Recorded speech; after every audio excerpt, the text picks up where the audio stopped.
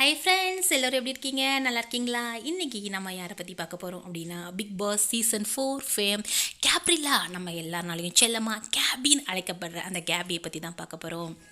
Big Boss season 4ல் அவங்க 5,00,000 ரூபாய் suit case எடுத்துகிட்டு வெளில வரும்போது கமல் சார் கூட ஒரு ஸ்போர்ட்ஸ்மேன்ஷிப் இல்லைன்னு கேட்டார். அதுக்கு அவங்கள அப்படி கேட்டாலும் நிறையா பேர் அவங்களுக்கு பாசிட்டிவ் கமெண்ட்ஸ் தான் கொடுத்துருந்தாங்க. சூப்பர் கேபி, நல்லா திங்க் பண்ணியிருக்கீங்க அப்படின்னு. ஒரு ஹீரோயினாக நிறைய பாசிட்டிவிட்டி நெகட்டிவிட்டி இதெல்லாம் தாண்டி ஒரு தனிப்பட்ட பொண்ணாக கேபி எப்போவுமே ஒரு பொறுப்பானவங்களாக தான் பார்க்கப்படுறாங்க. பிக் பாஸ் சீசன் 4 தொடர்ந்து அவங்க ஈரமான ரோஜாவே சீசன் 2ல் ஹீரோயின் போஸ்டரை கேட்ச் பண்ணாங்க.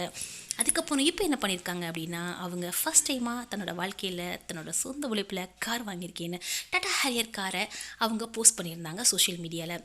அவங்க சோஷியல் மீடியாவில் எவ்வளோ ஹாப்பியாக போஸ்ட் பண்ணியிருந்தாங்களோ அதே ஹாப்பியோட நானும் உங்ககிட்ட இந்த நியூஸை ஷேர் பண்ணுறேன். இந்த ஹாப்பியோட இன்றைக்கி நம்ம பை சொல்லிக்கிறேன். இன்னொரு நாள் நம்ம கூடிய சீக்கிரமாக சந்திக்கலாம். Tata bye, see you.